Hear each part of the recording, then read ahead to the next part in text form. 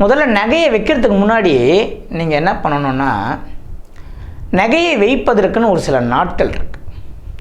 ஓரைன்னு ஒன்று இருக்குது. இதை நீங்கள் பயன்படுத்தினால்தான் நீங்கள் ஜெயிக்க முடியும். நிறைய சீக்ரெட்டாக நிறைய பேர் இன்றைக்கி உலகத்தில் ஜெயிக்கிறாங்க, நம்ம கண்கூட பார்க்குறோம். அவங்களாம் ஏதோ ஒரு மெத்தடை கையாளுறாங்களா? அது என்ன மெத்தட்? இதை நாம் செய்யவில்லை. இதை தொடர்ந்து செய்து கொண்டிருப்பவர்கள் மார்வாடிகள். அவர்கள் ஒரு காரியத்தை செய்கிறார்கள் என்றால் செவ்வாய்க்கிழமை செவ்வாய் ஓரையில் தான் செய்வாங்க. நம்ம ஒரு காரியத்தை செய்யணும்னா செவ்வாய்க்கிழமை செய்யவே மாட்டோம். இன்றைக்கி 99% பேர் செவ்வாய்க்கிழமைனா அவாய்ட் பண்ணுவீங்க. ஆனால் செவ்வாய் என்ற ஒரு கிழமைக்கு உண்மையான பெயரே என்னென்னா மங்களம். மங்கல்யான்னு ஒரு ராக்கெட் விட்டாங்க. எங்கே விட்டாங்க? செவ்வாய் கிரகத்துக்கு. அது பேர் ஏன் மங்கல்யான்னு வச்சாங்க? அப்போது நல்லா புரிஞ்சுங்க, செவ்வாய் என்றாலே மங்களம். இந்த சனி பகவான் என்ன பண்ணுவார்னா, இந்த ஆடம்பரம், இந்த பதுக்கி வைப்பது, வாங்கி வைப்பது, சேவிங்ஸ் பண்ணி வைப்பதை விரும்ப மாட்டார். அப்போது சனி ஓரையில் நீங்கள் ஒரு நகையை வாங்கும்பொழுது அது உங்களுக்கு தடங்கள் தாமதத்துக்கு, ஒரு ஹாஸ்பிட்டல்ஸ் விரயத்துக்காக எடுத்து போயிட்டு என்ன பண்ணுவீங்க? சனினா நோய். அப்போ ஹாஸ்பிட்டல் விரயத்துக்காக எடுத்து போய் நகையை வச்சு ஒரு ஹாஸ்பிட்டலுக்கு பணம் கட்டுற ட்ரீட்மெண்ட்டுக்கு செலவாயிடும். சரி, சந்திர ஓரை. சந்திரன் என்பது நிலையற்றவன். அந்த நகை உங்களுக்கு தான் சொந்தனே சொல்ல முடியாது, காணாத போகலாம், இல்லை எப்பவுமே போடவே மாட்டீங்க, வாங்குவீங்க, யூஸ் பண்ண மாட்டீங்க. இந்த மாதிரியான விஷயங்கள் சந்திர ஓரையில் நிலையற்ற தன்மையை கொடுக்கும்.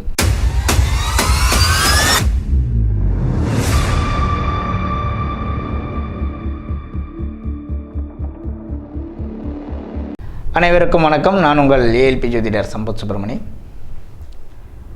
எல்லாருக்குமே ஒரு நடுத்தர மக்களுக்கு இருக்கக்கூடிய ஒரு ஆசை என்னென்னா, நல்லா ஒரு ஆடம்பரமான ஒரு வாழ்க்கை வாழணும். வெளியே ஒரு கல்யாணத்துக்கு போகிறோன்னா ஒரு 10,000 5,000 நகை போட்டுன்னு போகணுன்றது ஒரு இயல்பாகவே இருக்கக்கூடிய விஷயந்தான். சில பேருக்கு அந்த ஆசை நிறைவேறும், ஆனால் நிலைக்காது, நீடிக்காது. நகை வாங்குவாங்க, எத்தனை பேங்க்கில் வச்சுருவாங்க, இல்லைனா அடக்கடையில் வச்சுருவாங்க. விற்கவே கூடாது முடிவு பண்ணுவாங்க, ஆனால் வச்சுருவாங்க. இந்த வாட்டி மூட்டணும், மூட்ட பிறகு எந்த ஒரு சூழ்நிலையும் நகையை வைக்கக்கூடாது, மறுபடியும் ஒரு முடிவு எடுப்பாங்க, மறுபடியும் வைக்கக்கூடிய சூழ்நிலை ஏற்படும். ஒரு காலகட்டத்தில் என்ன பண்ணுவாங்கன்னா, நிறைய பேர் பேங்க்கில் நகையை வச்சு வட்டி கட்டி மூக்கிறத விட அது முழுகி போகிறதே பெஸ்ட்டு அப்படின்ற லெவலுக்கு வந்துடுவீங்க. இந்த நகையை எடுத்து போயிட்டு வச்சிங்க அர்ஜென்ட்டுக்குன்னா அதை எப்படி மூக்கலாம் அப்படின்றது தான் இப்போ நம்ம பார்க்க போகிறோம். முதல்ல நகையை வைக்கிறதுக்கு முன்னாடி நீங்கள் என்ன பண்ணணுன்னா, நகையை வைப்பதற்குன்னு ஒரு சில நாட்கள் இருக்குது. ஓரைன்னு ஒன்று இருக்குது. இதை நீங்கள் பயன்படுத்தினால்தான் நீங்கள் ஜெயிக்க முடியும். நிறைய சீக்ரெட்டாக நிறைய பேர் இன்றைக்கி உலகத்தில் ஜெயிக்கிறாங்க, நம்ம கண்கூட பார்க்குறோம். அவங்களாம் ஏதோ ஒரு மெத்தடை கையாளுறாங்களா? அது என்ன மெத்தட்? இப்போது எல்லாருமே கஷ்டப்படுறாங்க. இந்த உலகத்தில் 100 பேருமே கஷ்டப்படுறாங்கன்னா நம்ம சொல்லலாம் கடவுள் இல்லை ஏதோ ஜோதிடம் போய் வாஸ்து போய் இல்லையே, 50 பேர் ஜெயிச்சுன்னு தான் இருக்கான், 50 பேர் தோக்குறான். அப்போ அந்த 50 பேர் என்ன பண்ணுறான்றதை தான் நம்ம ரிசர்ச் பண்ணணுமே கண்டி. நீங்கள் ஜோதிடம் பொய்யா ஜோதிடர் மையான்றதை ஆராய்ச்சி செஞ்சு தோற்று போடக்கூடாது. ஏன்னா இருக்க பொறுத்து கொஞ்ச நாள் ஷார்ட் பீரியடு, கண்மூடி கண் திறக்கிறதுக்குள்ளே 30 வருஷம் 40 வருஷம் ஒரு மனிதன் கிராஸ் பண்ணிடுறான். இப்போது ஒரு சாரர் மட்டும் ஜெயிக்கிறாங்க. அவங்க வீட்டில் நகை எப்போவுமே இருந்துக்கிட்டே இருக்குது. என்ன காரணம்? அவங்க நகை வாங்கக்கூடிய ஓரையும் நகை வாங்கக்கூடிய கிழமையும் தான் காரணம். எப்பொழுதுமே உதாரணத்துக்கு சொல்கிறேன், ஒருத்தர் ஜாதகத்தில் மேரேஜ் லைஃப் நல்லா இருக்குன்னு வச்சுக்கோங்க, ஆனால் அவர் மேரேஜ் பண்ணிக்கிற டைம் நல்லா இல்லை, அந்த கிழமையும் அந்த நாளும் அவர் மேரேஜ் பண்ணுற அந்த முகூர்த்தமும் சரியில்லைன்னா அவர் மேரேஜ் லைஃப் நல்லா இருக்காது. இதுதான் நிறைய பேர் இன்றைக்கி வாழ்க்கையில் புரியாமல் தோத்துடுறாங்க. எனக்கு 7ஆம் அதிபதி நல்லா இருக்காரு, எனக்கு சுக்கிரன் நல்லா இருக்காரு, ஆனால் திருமண வாழ்க்கை நல்லா இல்லைன்னா, எப்பொழுதுமே ஒரு சம்பவம் நடக்கும் பொழுது, ஒரு சம்பவம் நடக்குது, அந்த நேரத்தில் இருக்கக்கூடிய கோச்சார லக்னம் கோச்சார கிரகங்கள் தான் அதை நிர்ணயம் செய்யும். அப்போது ஒரு நகையை நீங்கள் வாங்குறீங்கன்னா என்ன டைமில் வாங்கணும், என்ன கிழமையில் வாங்கணும், இப்படி கணக்கு இருக்குது. முதலில் வைத்த நகையை மூட்பதற்கான விஷயத்தை சொல்லிடுறேன், அப்புறம் நகையை வாங்குறதுக்கு உண்டான விஷயத்தை பார்ப்போம். முதல்ல ஒரு நகையை வச்சிடுறீங்க, மூக்கவே முடியலன்னா அந்த நகை பேங்க்கில் இருந்தாலும் சரி, மார்வாடியில் இருந்தாலும் சரி, அந்த நகை எவ்வளோ லட்சத்துக்கு இருந்தாலும் சரி, ஆயிரக்கணக்கில் நீங்கள் அந்த நகையை வச்சுருந்தாலும் சரி, ஒரு white colour cover, office cover, pink colour பேனா, white colour cover pink colour பேனாவை எடுத்து அந்த மார்வாடி கடையோடைய பேரை எழுதி, அந்த நகை வச்சுருக்கீங்களே அது கம்பலா தோடா ஜிமிக்கி அதை எழுதி, அதுக்கு வந்து சேர வேண்டிய பணம் அப்படின்னு எழுதி செவ்வாய்க்கிழமையில் கரெக்டாக 1.25 அந்த கவரில் பணத்தை போட்டுட்டு வந்தீங்க அப்படின்னா உடனடியாக என்ன நடக்கும் அப்படின்னா அந்த நகையை உங்களை அறியாமலே மூட்டுடுவீங்க. எப்படி தான் மூட்டிங்கன்னு உங்களுக்கே தெரியாது. ஒரு மேஜிக் மாரி இருக்கும், ஒரு மிராக்கலாக இருக்கும். ஏன் அப்படின்றால் செவ்வாய்க்கிழமையில் வரக்கூடிய செவ்வாய் ஓரையில் வரக்கூடிய குளிகன் வரக்கூடிய நேரத்திலே ஒரு நகையை மூக்கிறதுக்கு ஒருத்தர் முயற்சி செய்தால் அந்த முயற்சி சக்ஸஸ் அடையும். இதை நாம் செய்யவில்லை. இதை தொடர்ந்து செய்து கொண்டிருப்பவர்கள் மார்வாடிகள்.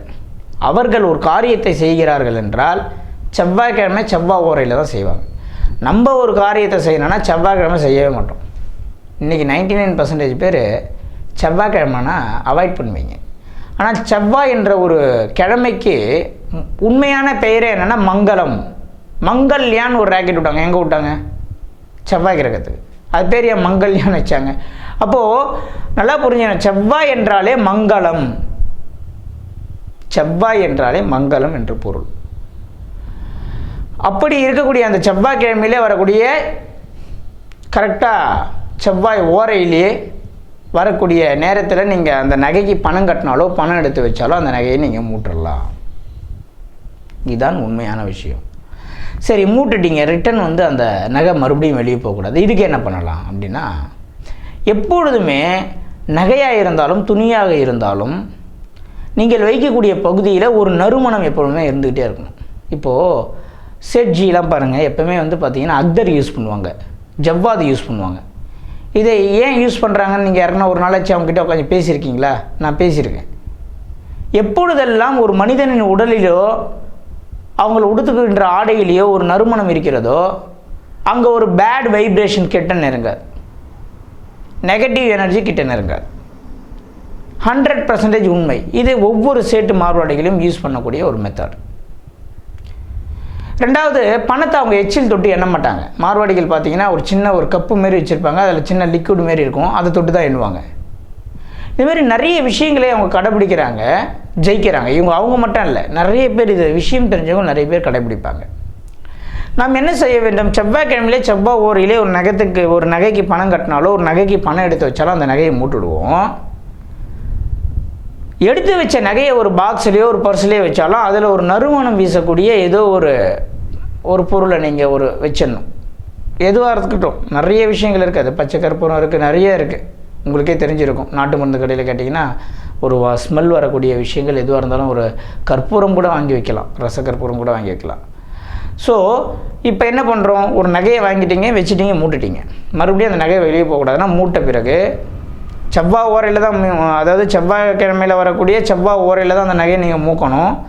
இல்லை மூக்க முடியலன்னா கொஞ்சம் கொஞ்சமாக செவ்வாய்க்கிழமையில் வரக்கூடிய செவ்வாய் ஓரையில் பணம் எடுத்து வச்சு அதே செவ்வாய்க்கிழமையில் மூட்டை எடுத்துகிட்டு வந்து என்ன பண்ணணும்? ஒரு வாசனை திரவியத்தோடு கலந்து அந்த நகையை வச்சிடணும். ஒன்று. ரெண்டாவது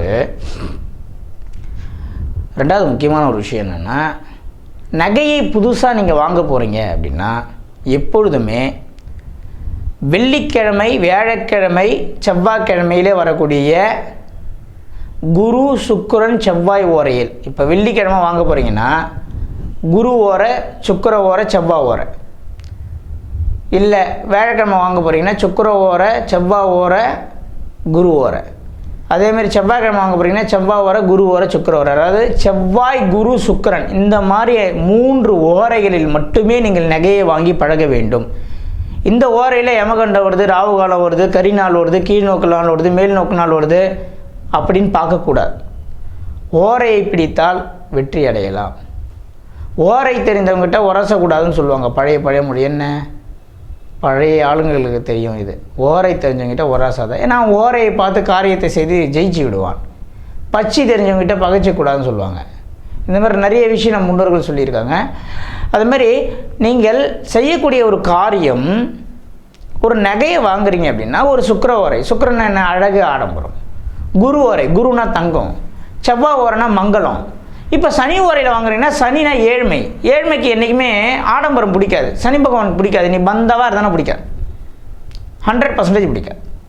அதனால தான் ஒரு அரசியல்வாதிக்கோ பெரிய தலைமை அதிகாரிகளுக்கோ ஒரு சனி தசை, சனி புத்தி வச்சு செஞ்சு விட்ருவோம். ஏன்? அவங்களுக்கு ஆப்போசிட்டான புத்தி அது.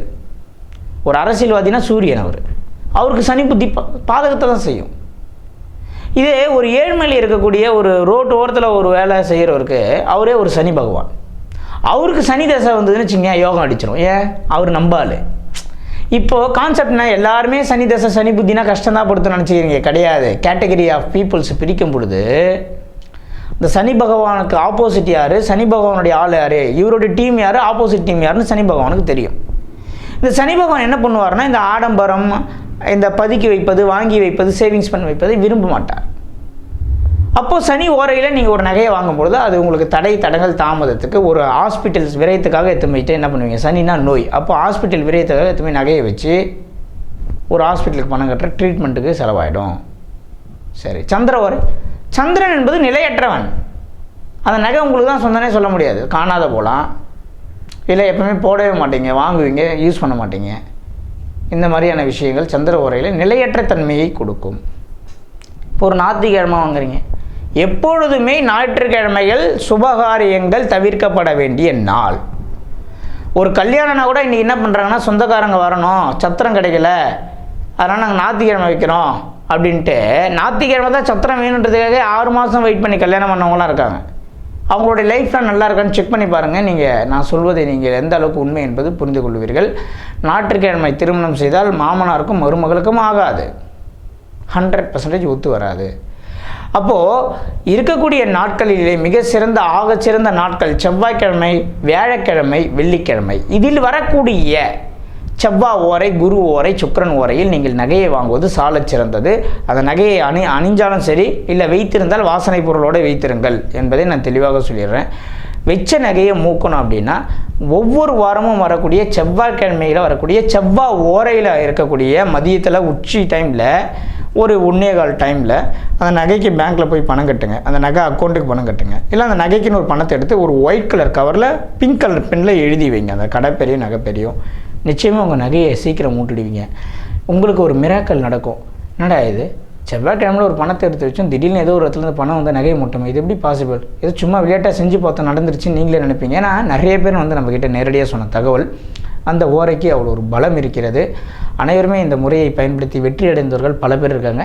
பார்த்துட்டு இருக்கவங்க நீங்களும் வெற்றி அடைய போகிறீங்க. வாழ்த்துக்கள். நன்றி.